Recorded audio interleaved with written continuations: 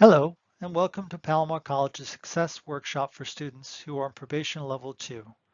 Students on Probation Level 2 who successfully complete both parts of this online workshop will have their enrollment hold lifted within 24 to 48 hours. Part 1 will focus on success strategies. Part 2 will focus on how you got on probation and how to get off probation and avoid dismissal. Many students, even successful ones, face academic challenges in college. The difference between successful students and struggling students is the daily choices they make. In this segment, we'll discuss choices you can make that will lead toward your own long-term academic and personal success.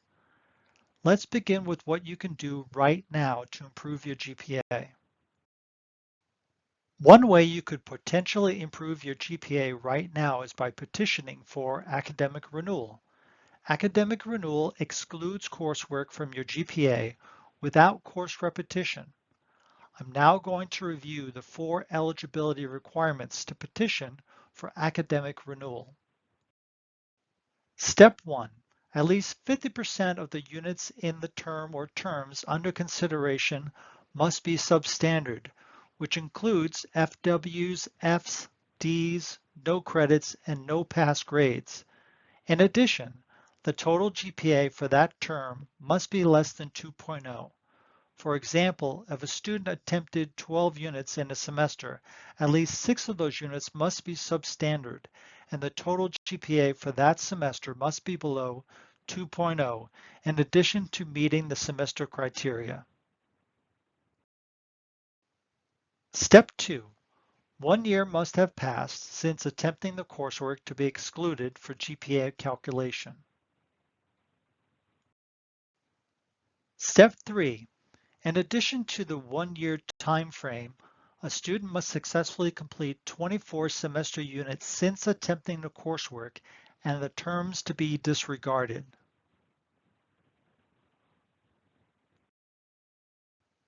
Step 4. The student must have a minimum 2.0 GPA since the time of attempting the coursework to be disregarded. Let's take a minute to summarize the first 4 steps. Number 1, at least 50% of the units in the term must be substandard grades with a term GPA below 2.0.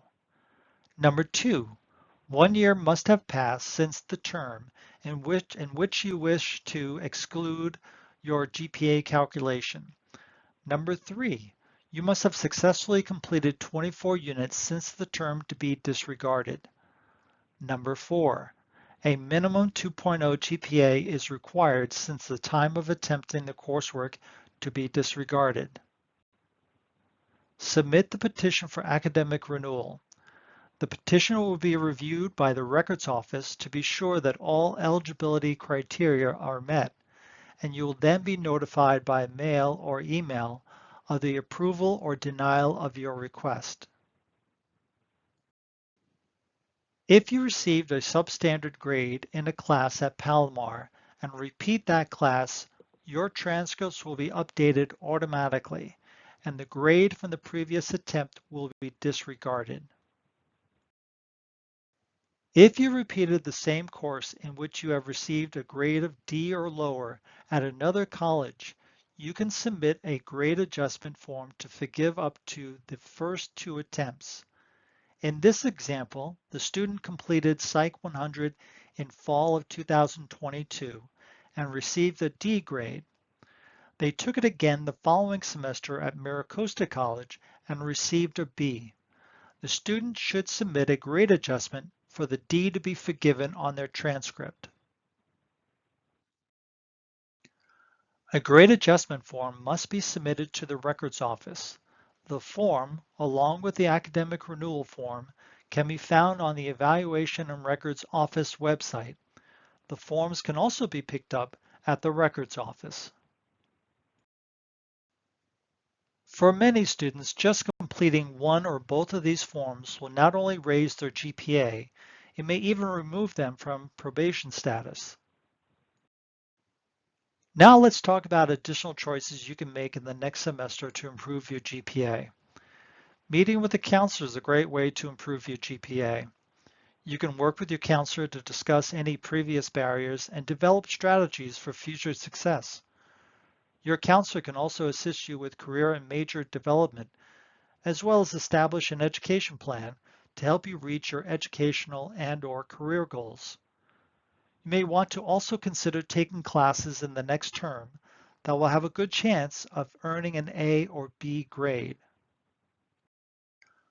Less can often mean more when it comes to enrolling in classes. Consider taking fewer classes next semester so you have less to balance and more time devoted to your classes and receiving good grades. So what if you do need to work while in school? Again, less is more. If you do plan on working full-time, about 30 to 40 hours a week, it is recommended that you reduce your units to 6 to 9 units. On average, students are able to balance working 20 hours or less a week while taking 12 to 15 units. Be realistic with yourself and make choices that will set you up for success. Another great resource on campus is tutoring services. If you find yourself struggling to pass classes in specific subjects or subject areas, it is recommended to seek one of the many tutoring services on campus. More information on our tutoring services can be found in Part 2. Sometimes unexpected events happen during the semester that are out of your control, and you need to drop a class after the withdrawal deadline. That's when you may submit a petition for excused withdrawal. A petition for excused withdrawal may be submitted after the last day to drop with a W under special circumstances. This includes previous semesters where a student received a substandard grade of D, F, FW, or no pass. These circumstances include illness or death of a family member or loved one, hospitalization, personal, family, or medical reasons, employment. Maybe you found a new job where your boss changed the days or hours of your work. Immigration, incarceration, COVID-19 and verifiable accidents or natural disasters directly affecting the student. To submit a petition for an EW, a student will need to provide supporting documentation. This includes a letter of explanation and any documents to support the extenuating circumstances. The petitions are located online and at the Records Office, room SSC 55. Once the petition for withdrawal is submitted, it will need to be approved by the faculty member of that course. If approved, the transcript will reflect an EW for that class. Have you heard of the pass, no pass form?